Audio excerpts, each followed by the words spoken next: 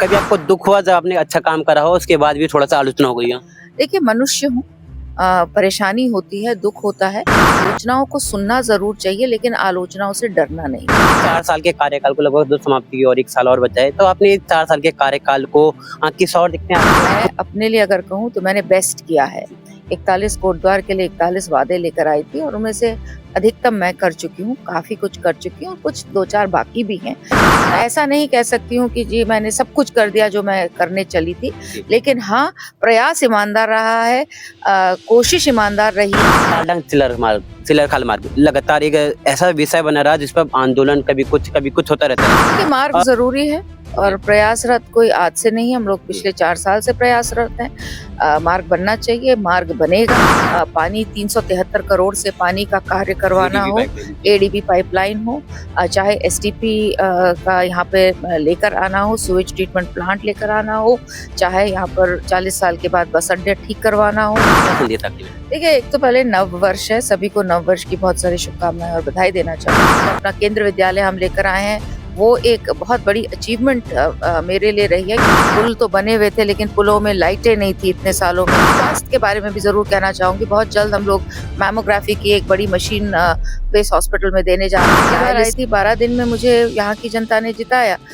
तब मुझे सिर्फ जनरल खंडूरी की बेटी से नाम से जाना जाता था। आप स्वयं की पहचान है? अब हाँ, बेटी तो हूँ जनरल साहब की, उसको तो नकारा नहीं नहीं मतलब एक खुद की भी एक पहचान से आपने बिल्ड करी और आपने। मेरी अपनी भी पहचान है। 2027 से एक तरीके से आपका पक्का समझे कोटद्वार में वापस। हाँ, इसमें कोई अभी तो डाउट नहीं है मुझे। नमस्कार दोस्तों, मैं हूं आप सभी के साथ सत्यन हिंदुस्तानी और आप सभी देख रहे हैं टीवी 24 आवर। आप सभी दर्शकों को नववर्ष की हार्दिक शुभकामनाएं। आपको बता दें आज हमारे बीच मौजूद है एक स्पेशल गेस्ट। आपको बता दें जो है विधानसभा अध्यक्ष और साथ में कोटद्वार विधायक।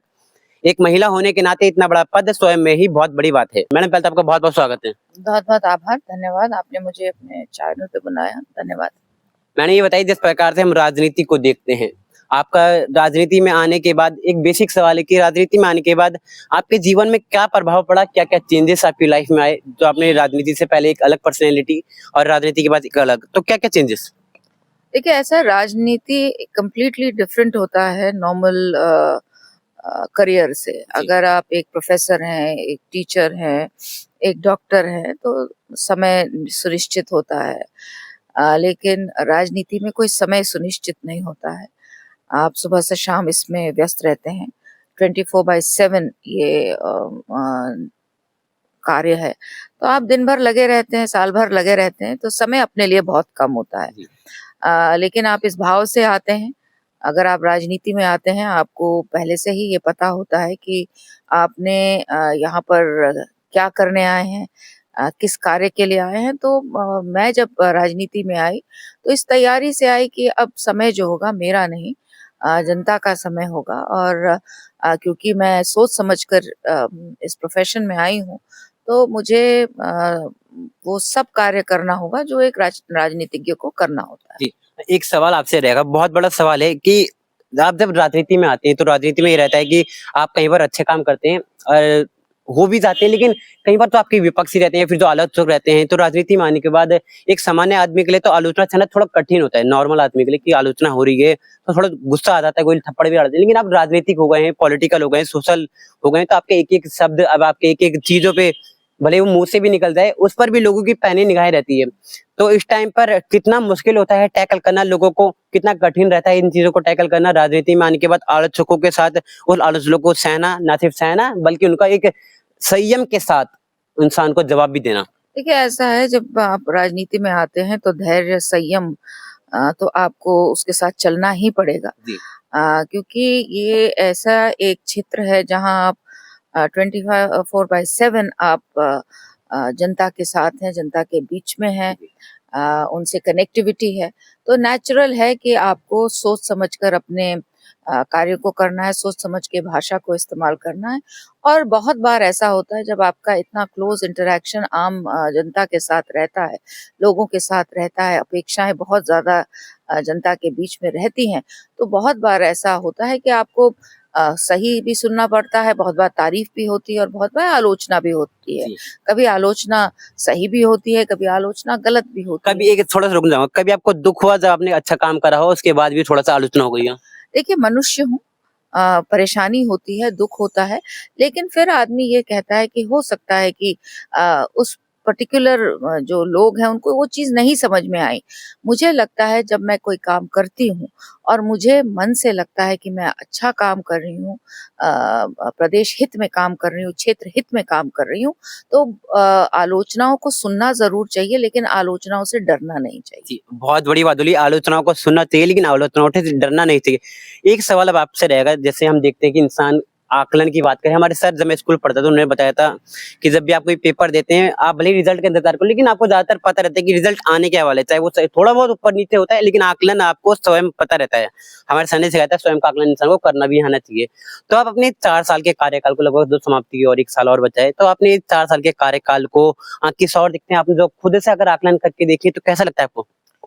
देखिए, ऐसा है, अगर आप अपने आप से 100% सैटिस्फाई रहते हैं, तो फिर तो जीवन समाप्ति ही है। जी। तो कोई भी मनुष्य, मुझे नहीं लगता है कि अपने किसी भी कार्य से 100% खुश होता है या निश्चिंत हो जाता है कि मैंने जो किया मैंने पूरा कर लिया। हाँ, मैं अपने लिए अगर कहूँ तो मैंने बेस्ट किया है। 41 कोटद्वार के लिए 41 वादे लेकर आई थी और उनमें से अधिकतम मैं कर चुकी हूँ, काफ़ी कुछ कर चुकी हूँ और कुछ 2-4 बाकी भी हैं। जी।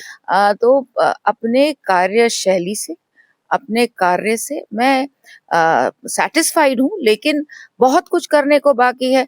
ऐसा नहीं कह सकती हूँ कि जी मैंने सब कुछ कर दिया जो मैं करने चली थी। जी। लेकिन हाँ, प्रयास ईमानदार रहा है, कोशिश ईमानदार रही है कि जो मैंने कहा था मैं उनको पूरा करूँ और अभी भी 1 साल मेरा बाकी है और मुझे पूरा विश्वास है कि मैं उन पे कर पाऊँगी। तो येस, एक तरह से आप कह सकते हैं कि मैं सैटिस्फाइड। कार्यकाल से संतुष्ट हो, तो इस बीच आपको ऐसे कौन-कौन से कार्यकाल के आपके कार्य रहे, जो आपको लगता है आपको संतुष्टि की और आपको बताते हैं कि आपका कार्य जो है संतुष्टि की ओर जा रहा है? तो ऐसे कौन-कौन सी उपलब्धियाँ आपके कार्यकाल में रही है अब तक?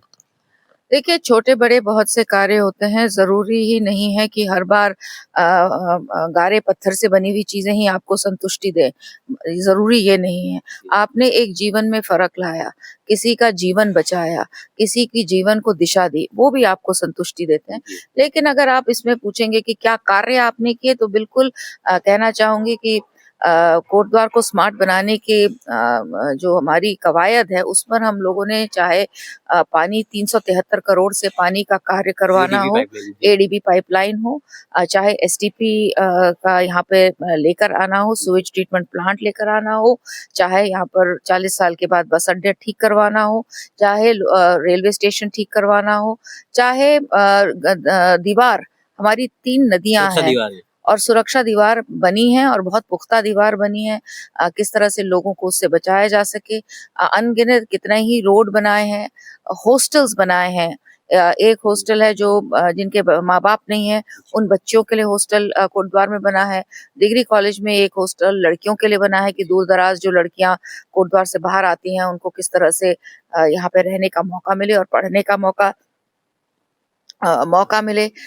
जहाँ तक एजुकेशन का सवाल है, केंद्र विद्यालय, जो अपना केंद्र विद्यालय हम लेकर आए हैं, वो एक बहुत बड़ी अचीवमेंट मेरे लिए रही है, क्योंकि उसमें मुझे काफ़ी लगातार उसमें मुझे काम करते रहना पड़ा। हायर एजुकेशन की बात कहेंगे तो हमारे महंत इंद्रेश के जो महंत जी हैं, उनके माध्यम से यहाँ नर्सिंग कॉलेज शुरू हुआ, पैरामेडिकल कॉलेज शुरू हुआ और लाल पैथ लैब के साथ हमने एक फ्लेबोटोमिस्ट होता है, खून जी। निकालने का जो हम ट्रेनिंग दे रहे हैं जी, अपने हमने बच्चों अपने को। अपने हमारे अपने दर्शकों को वो जो लैब वाली वीडियो है वो दिखाई थी कि किस हिसाब से बहुत फ़ायदेमंद है, बहुत सस्ता कोर्स था, जो बेसिकली बहुत महँगा होता है लेकिन कोटद्वार में वो जो कोर्स आया। हाँ, वो सब्सिडाइज़ किया गया और साथ ही साथ ये भी कहा गया कि जो-जो बच्चे इसको सीखेंगे और जॉब लेने के इच्छुक हैं, उसको लाल पैथ लैब अपने ही ऑर्गनाइज़ेशन में उनको रखेगा।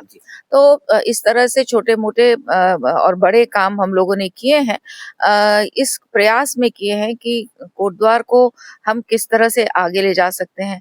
बहुत से हाई टेंशन वायर्स हैं जिनको हमने घरों के ऊपर से हटाया है। जी। आपने देखा होगा हमारे पुल तो बने हुए थे लेकिन पुलों में लाइटें नहीं थी इतने जी। सालों में। आज उन सड़कों पे चलते हुए रात में मैं बहुत बार ट्रैवल करती हूँ। अच्छा लगता है कि कोटद्वार शहर जगमगा रहा है, लाइट्स हैं। रात में रात-बिरात जब लोगों को आना-जाना करता पड़ता है तो अंधेरे में आना-जाना नहीं होता है। तो शिक्षा हो, स्वास्थ्य के बारे में भी ज़रूर कहना चाहूँगी। बहुत जल्द हम लोग मैमोग्राफी की एक बड़ी मशीन बेस हॉस्पिटल में देने जा रहे हैं। डायलिसिस के यहाँ पे 10 बेड्स हैं। आईसीयू के यहाँ पर हमारा जो आईसीयू है, बच्चों का आईसीयू बहुत बढ़िया चलता है। डिलीवरी यहाँ पर होती हैं। डॉक्टर्स हैं और डॉक्टर्स की आवश्यकता है लेकिन अब डॉक्टर्स अवेलेबल हैं। लेटेस्ट अभी हमारे पास एक आई स्पेशलिस्ट आए हैं। नर्सेज़ की अगर बात करें तो 100 से ऊपर की नर्सेज़ हमारे पास हैं। पैरामेडिकल जो हमारे खून जाँच करने वाले, एक्स-रे मशीन वाले, इस तरह की चीज़ों में धीरे-धीरे हम सुदृढ़ता ला रहे हैं और प्रयास ये कर रहे हैं कि लोगों को कोटद्वार में जो स्वास्थ्य सुविधाएँ हैं उनको और सुदृढ़ और सशक्त कर सकें। तो चाहे शिक्षा का फील्ड हो, इंफ्रास्ट्रक्चर के फील्ड हो, स्वास्थ्य का फील्ड हो, धीरे-धीरे प्रयास कर रहे हैं कि कोटद्वार को जो मैंने कहा था वो मैं पूरा करूँ। जी। लेकिन लालडांग चिलर खाल मार्ग लगातार एक ऐसा विषय बना रहा जिस पर आंदोलन कभी कुछ होता रहता है। काफ़ी ऐसा विषय है जो लंबे समय से चलता रहा है, ना सिर्फ़ आपके कार्यकाल में, आपके पूर्व भी जितने भी कार्यकाल रहे हैं, उनके भी कार्यकाल में एक बड़ा मुद्दा ये रहा है। तो इस मुद्दे को आप अपनी नज़र से एक विधायक होने के नाते किस तरीके से देखते हैं? कितना ज़रूरी ये मार्ग है और कितना प्रयासरत हैं? देखिए, मार्ग ज़रूरी है और प्रयासरत कोई आज से नहीं है, हम लोग पिछले 4 साल से प्रयासरत हैं। मार्ग बनना चाहिए, मार्ग बनेगा। कैसे बनेगा, किस तरह से बनेगा ये आपको पता चलेगा लेकिन मार्ग बहुत आवश्यक है और जनता के उस पीड़ा को, उस कष्ट को मैं समझती हूँ कि वो मार्ग उनको चाहिए जी। और मैं आश्वस्त कराना चाहती हूँ कि जो भी प्रयास मुझे करना है, मैं उस प्रयास को कर रही हूँ। जी। एक सवाल है कि जिस प्रकार से बहुत सारे कार्य इंसान के होते हैं जो आधे जल्दी होते हैं, बहुत जल्दी हो जाते हैं, बहुत सारे इंसान की ख्वाहिशें या बहुत सारी चीज़ें होती हैं, प्रोजेक्ट्स होते हैं, तो बहुत थोड़ा डिले टाइम टेकिंग होते हैं, लेकिन लॉन्ग टर्म में प्रोसेस होते हैं। जैसे आपका एडीबी की पाइपलाइन हो गई या एचटीपी वाला प्रोजेक्ट है, दोनों बहुत अच्छे हैं, जो इन फ्यूचर ना सिर्फ हमें बल्कि हमारे आने वाली पीढ़ियों को भी बहुत फ़ायदेमंद देने वाले हैं। तो जो प्रोजेक्ट आपके रह गए हैं, क्या 2027 में आप चुनाव के मैदान में वापस उतर कर कोटद्वार की जनता को उनके स्वागत देंगे? बिल्कुल, देखिए ऐसा है कि कुछ चीज़ें तो बहुत जल्दी हो जाती हैं। कुछ चीज़ें प्रोसेस में होती हैं और मेरा मानना ये है कि जो हो गई हैं बहुत बढ़िया है, लेकिन जो अभी नहीं हो पा रही है उन्हें पाइपलाइन में ज़रूर डाल देना जी। चाहिए। जब आप चीज़ों को पाइपलाइन में डालते हैं तो आज नहीं तो कल अवश्य एक वो ब्लूप्रिंट रेडी रहता है। हाँ, वो तैयारी रहती है और फिर उसके बाद जैसे ही मौका मिलता है वो चीज़ें होती हैं।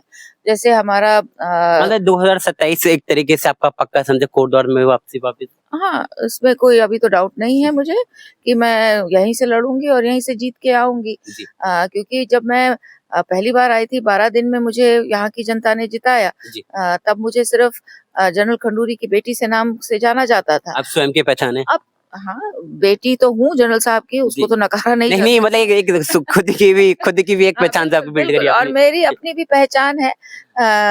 हम अपने पिताजी या अपने माँ-बाप के साये से कभी अलग नहीं हो अलग सकते। नहीं हो सही सकते। कह रहे हैं। लेकिन धीरे-धीरे माँ-बाप भी चाहते हैं कि बच्चा अपनी पहचान बनाए।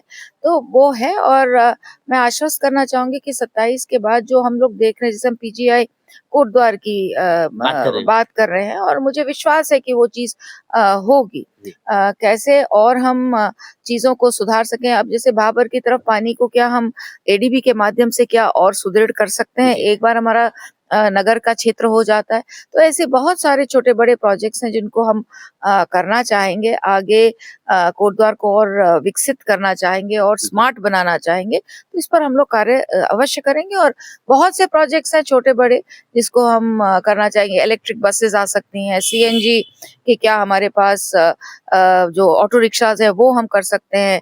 इंटरसिटी बसेज़ का क्या इम्प्रूवमेंट कर सकते हैं, तो वैसी बहुत सारी चीज़ें हैं जिनको हम करना चाहेंगे। जी। एक लास्ट सवाल आपसे कोटद्वार की जनता को आखिर में आप क्या संदेश देंगे? क्या कुछ कहना चाहेंगे अभी अ, जो मतलब अभी चाहते हैं आपसे कोई काम मतलब दुखी होंगे कि अभी नहीं हो पा रहा है, तो क्या संदेश आखिर में? देखिए, एक तो पहले नववर्ष है, सभी को नववर्ष की बहुत सारी शुभकामनाएँ और बधाई देना चाहूँगी और कोटद्वार की जनता को आश्वस्त करना चाहूँगी कि वो जिस तरह सा एक्सपेक्टेशन उनका मुझसे है कि ये महिला ये कर सकती है या इनको करना चाहिए, मैं उस पे खरा उतरने का पूरा प्रयास करती हूँ। ऐसा नहीं है कि मैंने 100% चीज़ें की हैं, बहुत सी ऐसी छोटी-मोटी चीज़ें होंगी जो अभी तक मैं नहीं कर पाई हूँ, चाहे वो नहर हो, गूल हो, किसी के पोल शिफ्टिंग हो, किसी के ट्रांसफार्मर लगने हो, लेकिन प्रयासरत हूँ और सबको आश्वस्त करना चाहती हूँ कि मेरी जितनी भी ताकत होगी, मैं पूरी तरह से कोटद्वार को विकसित करने के लिए, कोटद्वार में एक-एक व्यक्ति जन-जन तक आदरणीय प्रधानमंत्री जी की जो योजनाएँ हैं, उनको ले जाने के लिए, हमारे मुख्यमंत्री की योजनाओं को ले जाने के लिए पूरी तरह से कार्यरत रहूँगी। जी। तो आपका बहुत-बहुत धन्यवाद हमसे बात करने के लिए। बहुत-बहुत धन्यवाद। बहुत आभार कि आपने मुझे अपने टीवी चैनल पे बुलाया। आपका धन्यवाद। जी। तो ऐसे ही वीडियो के लिए आप हमारे साथ बने रहें, तब तक के लिए वंदे मातरम और भारत माता की जय।